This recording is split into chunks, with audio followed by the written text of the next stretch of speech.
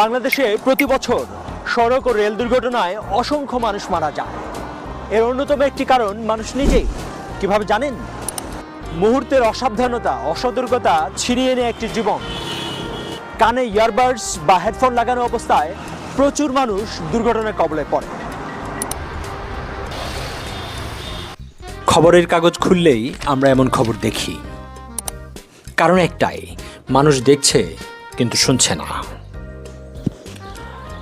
আপনি রাস্তায় সাইকেল নিয়ে বেরিয়েছেন, কানে ইয়ারবাডস, গান চলছে, পেছন থেকে গাড়ি আসছে, হর্ন দিচ্ছে, কিন্তু আপনি টের পাচ্ছেন না।